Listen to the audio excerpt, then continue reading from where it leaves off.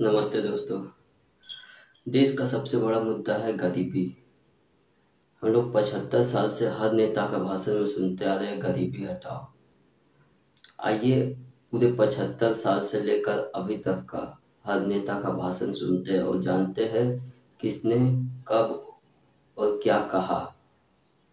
तो पहला हमारा भारत का प्रधानमंत्री जवाहरलाल नेहरू, इन्होंने क्या कहा था ये सुनिए। लड़ाई हमें लड़नी है और वो लड़ाई है असली लड़ाई हिंदुस्तान की गरीबी से लड़ाई, हिंदुस्तान की बेकारी से लड़ाई।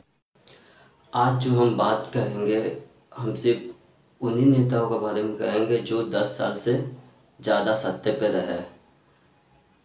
अब इंदिरा गांधी जी भी 16 वर्ष तक सत्ते पे थी। उन्होंने क्या कहा था ये ज़रा सुनिए।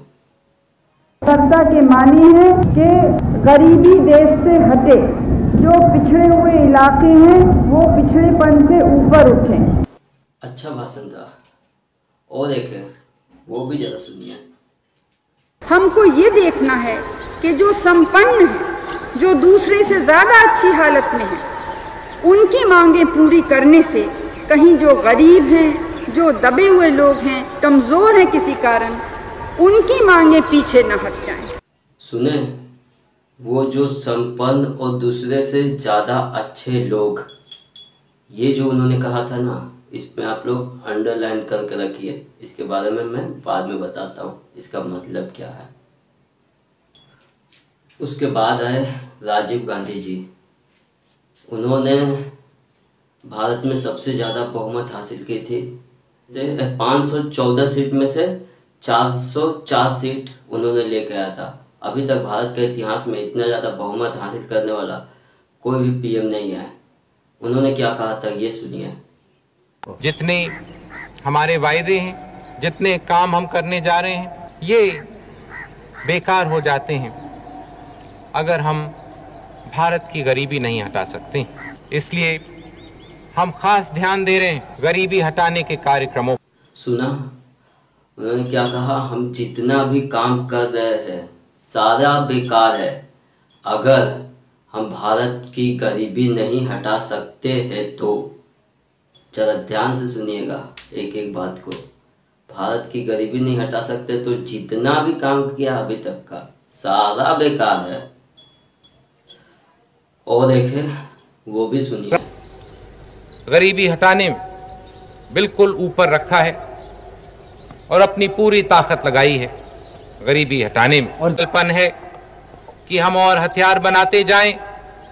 जब आज के हथियारों से पूरी दुनिया 50 बार खत्म हो सकती है, पागलपन है जब आज दुनिया में 1.5-2 करोड़ हर मिनट खर्चे जाते हैं हथियार की दौड़ में। जब उसका एक छोटा सा भाग भी अगर हम ले सकते तो हम कितनी गरीबी, कितनी बीमारी, कितनी बेकारी हटा सकते। तो सुने, भारत को हथियार बनाकर कुछ फायदा नहीं होगा अगर वो पैसा हम गरीबों को गरीबी से निकालने के लिए यूज करें। अच्छा सोच था, मगर काश उस समय मोदी जी होते तो उन्हें बताते कि हथियार सिर्फ लड़ाई, मार, झगड़ा और दूसरे को बर्बाद करने के लिए नहीं होता है। आत्मरक्षा के लिए भी हथियार रखना पड़ता है। शायद उन्हें महाभारत, रामायण नहीं पता था, इसीलिए उन्होंने शायद ऐसा बात कहा। क्योंकि हमारा सनातन धर्म में आज तक जो भी भगवान को हम लोग देखेंगे, एक हाथ में माला और दूसरे हाथ में भाला है ही। अच्छा छोड़िए वो सब बात हम लोग करेंगे नहीं, मगर उसे बेचा भी जा सकता है हथियार बनाकर। अभी जिस तरह भारत हथियार बनाकर दूसरे देशों को बेच रही है, इससे अच्छी खासी प्रॉफिट हो रही है। ये सब आप देख सकते हैं। अब आते हैं नरसिम्हा राव जी। अब इन्होंने क्या कहा था, इनका तो वीडियो में खोजा पर मिला नहीं, मगर इन्होंने क्या कहा था, इनके राज में क्या हुआ था वो आपको बताते हैं। इनके राज्य में जो सेकुलर देश था वहाँ पे एक ऐसा कानून लेके आया गया जो माइनॉरिटी कमीशन, आप लोग नाम सुने होंगे, धर्म के नाम पे आरक्षण। यहाँ पे जो चीज़ से हम लोग पिछले इतने साल से जूझते हुए आ रहे थे, 700-800 साल से जूझते हुए आ रहे थे धर्म के नाम पे, उन्होंने ये कानून को लाकर ऐसा काम किया जो कि आग में पेट्रोल डालने का काम इन्होंने किया। माना कि पेट्रोल उस समय सस्ता था, मगर आप लोगों को इससे जलाइए तो नहीं, एक वर्ग दूसरे वर्ग से जलने लगेगा, ऐसा तो काम मत करिए। किसी को आरक्षण मिलेगा और किसी को नहीं मिलेगा, तो जाहिर सा बात है कि जिसको नहीं मिल रहा है उनका गुस्सा होगा ही। अब आते हैं अटल जी।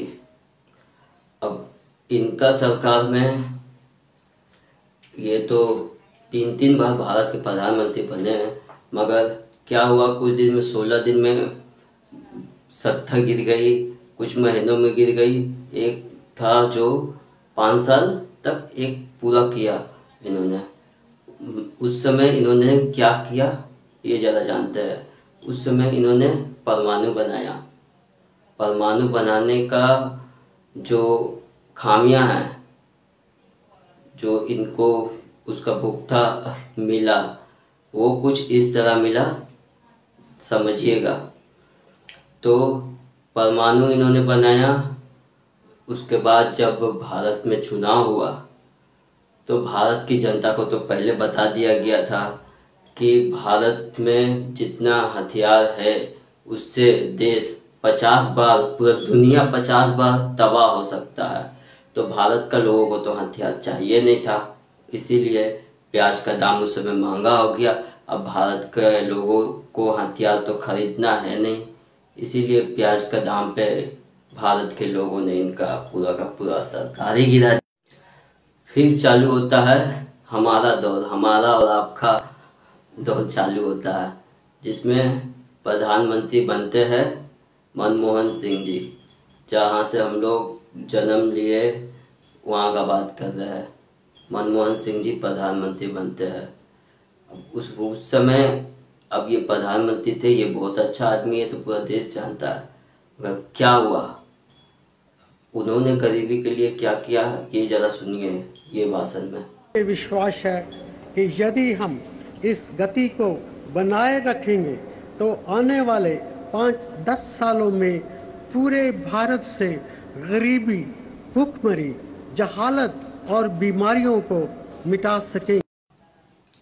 हम लोग सिख को शेर मानते हैं। जिस तरह का सिख का पूरा इतिहास रहा है, हम लोग पढ़े हैं बचपन से, तो उनमें हम पूछते हैं, गुरु नानक देव हो या गुरु गोविंद सिंह जी हो या फिर जितने भी सिख गुरु हैं, मान लीजिए भगत सिंह हो या फिर जो भी हो, हमारा दिलों में सिख के लिए इतना रिस्पेक्ट है कि बता नहीं सकते हैं। मगर इन्होंने सत्ता के लिए क्या किया, कुछ किया ही नहीं, चुप रहा। ये उन्होंने बहुत गलत किया। आपको जब मिला था आपको बोलना चाहिए था, किसी और का बात नहीं बोलना था, आपको अपना बोलना था। अब जरा सोनिया गांधी जी को सुनिए, उन्होंने क्या कहा था। तब तक चैन से नहीं बैठेंगे जब तक गरीबी का ये अभिशाप हमारी धरती से पूरी तरह समाप्त नहीं हो जाता। सुना, ये तो पूरा पृथ्वी से ही गरीबी को हटाना चाहते थे, मगर क्या करें, शायद इनको काम करने दिया नहीं जा रहा था या फिर क्या। 10-10 साल तक ये मनमोहन सिंह जी को लेकर सरकार चलाती है। उसके बाद इनका पूरा खानदान उसमें लगा हुआ था, फिर भी गरीबी को नहीं हटा पाया। क्यों नहीं हटा पाया, तो भाई वो सब आप सब जानते ही होंगे। अब जरा हमारा युवा नेता जो आजकल नफरत की वजह में मोहब्बत की दुकान खोलते चल रहे हैं, जरा उनको भी सुन लेते हैं उन्होंने क्या कहा। है आधी रोटी खाएंगे वाला, उसको मैं बदलना चाहता हूं। पूरी रोटी खाएंगे, 100 दिन काम करेंगे, दवाई लेंगे और कांग्रेस पार्टी को लाएंगे। ये तो रोटी खिला रहे हैं, मगर ये बोलना क्या चाह रहे ये सुनिए। रोटी आप खाइए चाहे मत खाइए, वोट हमको ही दीजिए, क्योंकि हमारा बाप दादा नाना परनाना सब कोई यहाँ पे राज किया है, इसीलिए हमको भी करना ही है। भले हम उसका योग हो ना हो उससे फर्क नहीं पड़ता है। अगर आप हमको वोट नहीं देंगे तो आप गद्दार है। और एक है वो भी सुनिए। कांग्रेस पार्टी दिल्ली में गरीबों की सरकार चलाती है। जो भी हमने पिछले 10 सालों में काम किया है वो गरीबों के लिए, आदिवासियों के लिए किया है। इससे ज्यादा गरीब लोगों को हम गरीबी रेखा से निकालना चाहते हैं। सुना? हाय रे गरीब, गरीबी हटाओ, गरीबी हटाओ, गरीबी हटाओ। कैसे हटा रहे यार आप लोग गरीब की सलाह। गरीब हट जा रहा है मगर गरीबी नहीं हट पा रहा है और ना ही कभी हटेगा। आने वाला 50 साल तक इसी तरह से रहेगा, गरीबी नहीं हटेगा। गरीबी हटाओ ये नारा होना ही नहीं चाहिए था। नारा होना चाहिए था जो कानून पिछले 75 साल से चलता आ रहा है, जिसे भारत की काला साया माना जाता है, उसे हटाओ। वो है आरक्षण। हाँ, अब आप लोग मुझे गाली दीजिएगा कि आरक्षण को कैसे बोल रहा है, तो सुनिए। आरक्षण मिलता है हमें धर्म के नाम पर और जाति के नाम पे। धर्म के नाम पे जो मिलता है वो हिंदू को छोड़कर बाकी सारे धर्मों को मिलता है, चाहे वो 20% हो या फिर कितना भी हो, सारे धर्मों को मिलता है। एक वर्ग है जो 20% है, बाकी 5 वर्ग है जो पूरा मिला के 6% तक आता है। तो किसको मिलना चाहिए किसको नहीं मिलना चाहिए आप सोचिएगा, मगर पहले जानते हैं। तो अब हिंदू में आइए, तो हिंदू में जो जनरल है, जनरल को छोड़कर सबको दे दो। क्यों भाई? जनरल में गरीब नहीं होते हैं? होते हैं कि नहीं होते हैं? क्या ब्राह्मण में गरीब नहीं है? क्या राजपूत में गरीब नहीं है? क्या बनिया में गरीब नहीं है? जाहिर सा बातें है। क्या दलित में सारा अमीर है? नहीं है। और इस बार भी जो 2024 का इलेक्शन होगा उसमें भी विपक्ष का पास सिर्फ एक ही नारा होगा, गरीबी हटाओ। जिसके नाम पे वो लोग फिर से फ्री में ये देंगे, तो फ्री में कहीं आरक्षण देंगे, तो फ्री में मतलब फ्री वाला चीज़ चलते रहेगा, जैसे हम लोग देखते आ रहे हैं। केजरीवाल से चालू है, कांग्रेस ने वो पकड़ लिया है। अभी ममता दीदी बंगाल में आरक्षण का नाम पे सबको उकसाया जा रही है। तो ये चीज़ बहुत बड़ा विवाद लेके आ सकता है पूरे देश में।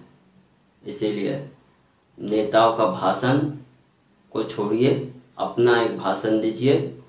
आप बोलिए जो आरक्षण हटाएगा वोट वही पाएगा।